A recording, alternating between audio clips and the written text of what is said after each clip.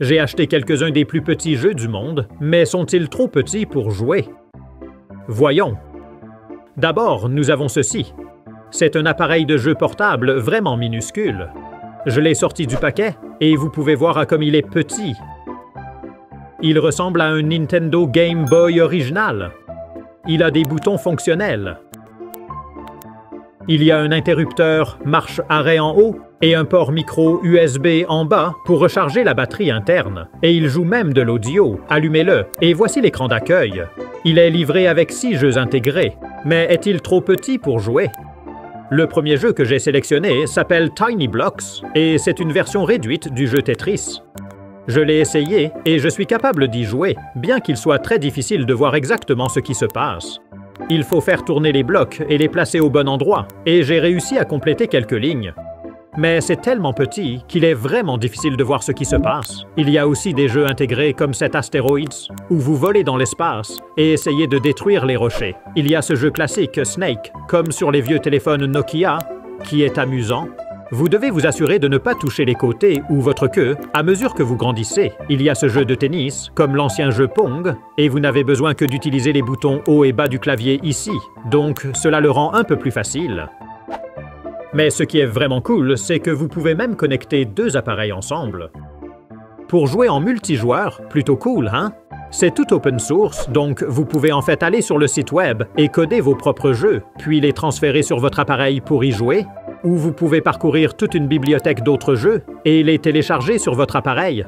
J'ai trouvé ce petit jeu de conduite qui est vraiment amusant. Vous utilisez la gauche et la droite pour vous diriger à travers le trafic. Il y a ce jeu appelé Tario qui a un personnage et une musique plutôt familiers. Et pour celui-ci, il suffit d'appuyer sur le bouton de saut pour franchir les obstacles. Il y a celui-ci appelé Thumb, qui pourrait aussi vous sembler familier à certains d'entre vous, et ce jeu Pic-o-Pac, qui est exactement comme Pac-Man. Et bien que ce soit si petit, j'ai vraiment pris plaisir à jouer avec, et c'est un excellent ajout à mon porte-clés. Avant de regarder quelques-uns de ces autres petits jeux, je veux vous faire savoir que j'ai d'autres vidéos vraiment cool qui sortiront bientôt. Alors, assurez-vous d'être abonné pour ne pas les manquer. Et voyons à quelle vitesse pouvons-nous faire croître la chaîne. Mais maintenant, regardons ça. Le plus petit Hungry Hippos du monde. Le jeu original a été introduit pour la première fois en 1978. C'est un jeu vraiment simple et amusant qui peut être joué ensemble et apprécié par presque toutes les tranches d'âge. Mais essayons cette version miniature. Alors je l'ai ouvert et le voilà. Ça a l'air super, et j'adore la façon dont leurs petites queues se dressent en l'air. Donnez-leur une petite pichenette, et ils essaient de manger la nourriture. Il y a une petite gâchette de chaque côté pour lancer toutes les balles en l'air. Et quand vous êtes prêts, c'est parti. Qui peut en collecter le plus, vous ou votre adversaire? C'est assez nostalgique de jouer à ça.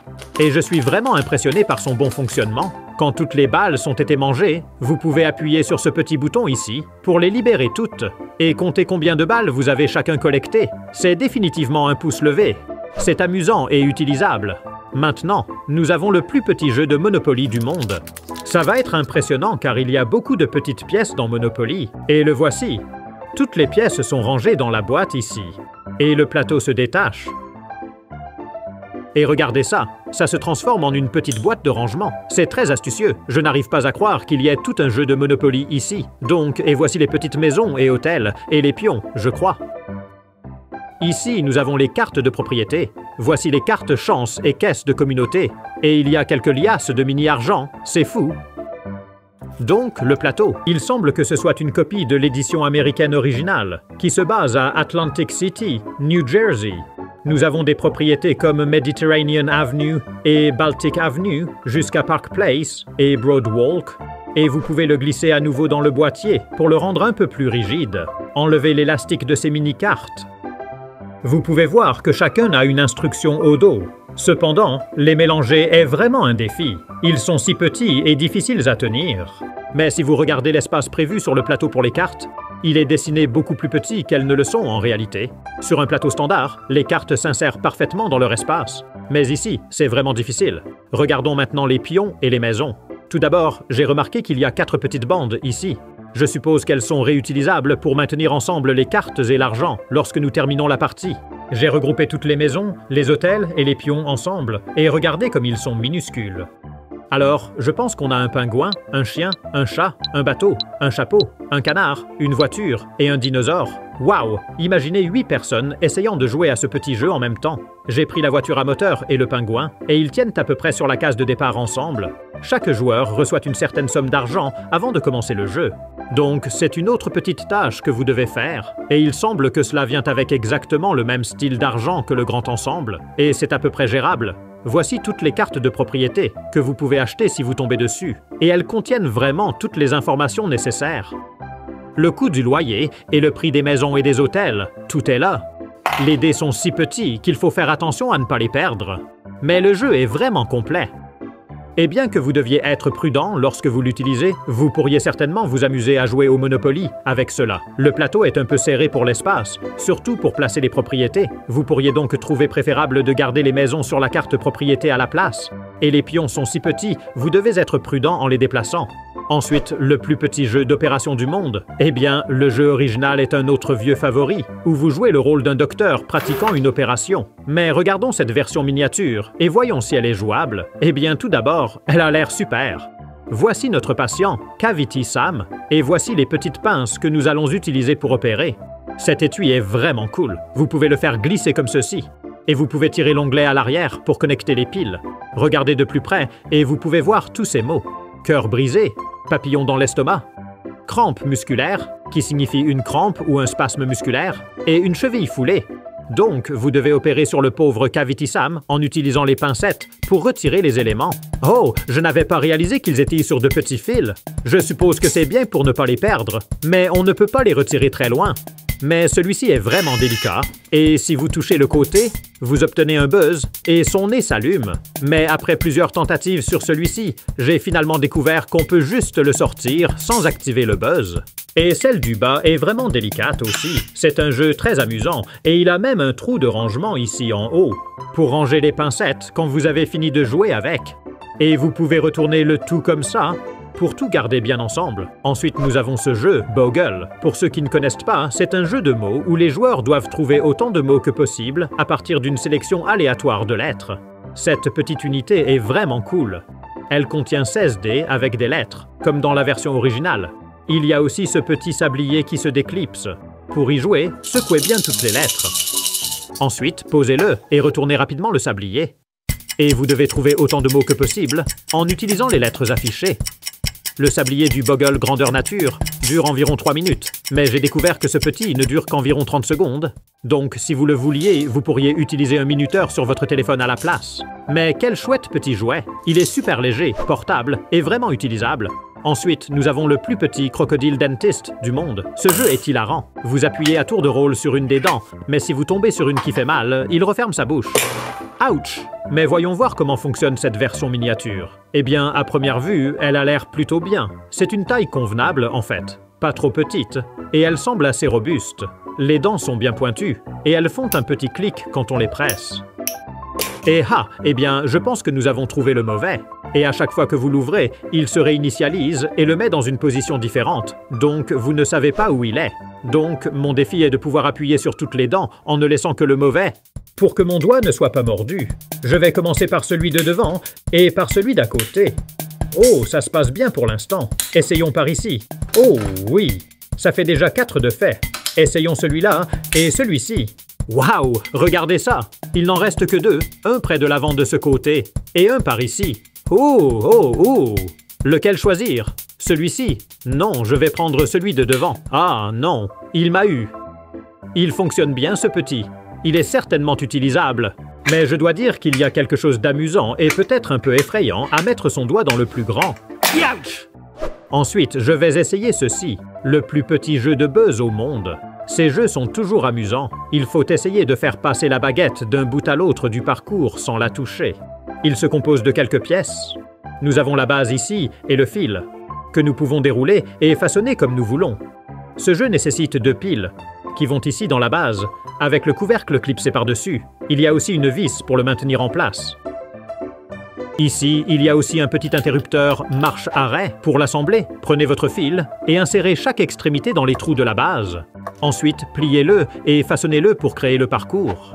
Prenez votre baguette et accrochez-la autour de l'isolant en bas. Et vous êtes prêt à jouer. Ces jeux sont toujours assez délicats. Vous devez avoir une main ferme et vraiment vous concentrer. Et bien sûr, la boucle à l'extrémité de cette baguette est particulièrement petite. Si vous faites une erreur et touchez le fil, cela déclenche l'alarme et allume la LED. Essayez d'atteindre l'autre extrémité sans faire d'erreur. C'est une bonne taille, ça. Petit et portable, mais pas au point de devenir inutilisable.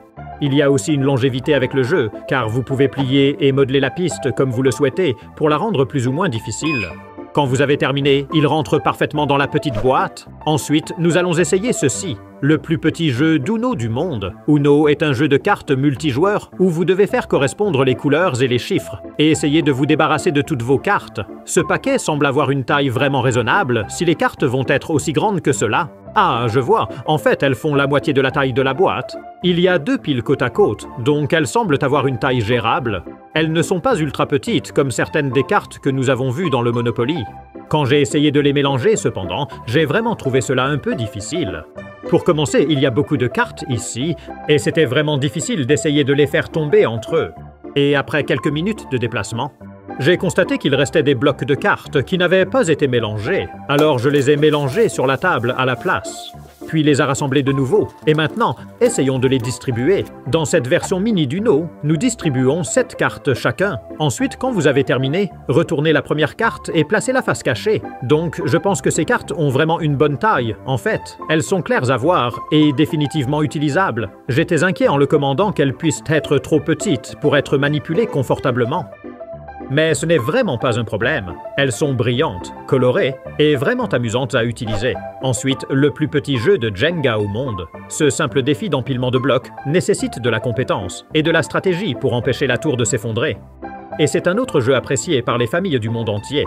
Mais comment cette version miniature se compare-t-elle? Est-elle même jouable et jusqu'où pouvons-nous aller? Oh, et en essayant de les sortir du paquet, je les ai renversés. Mais c'est une bonne occasion de voir à quel point ces petits blocs sont minuscules. Ceux-ci sont faits en plastique, contrairement à la version grandeur nature, qui est en bois, et j'ai découvert que ce jeu miniature contient 39 blocs, alors que la version grandeur nature en contient 54. Mais voyons comment ça se joue. Donc, si j'essaye soigneusement de pousser un bloc depuis le côté, et je l'ai attrapé, ensuite nous la posons sur le dessus, essayons de pousser un du milieu.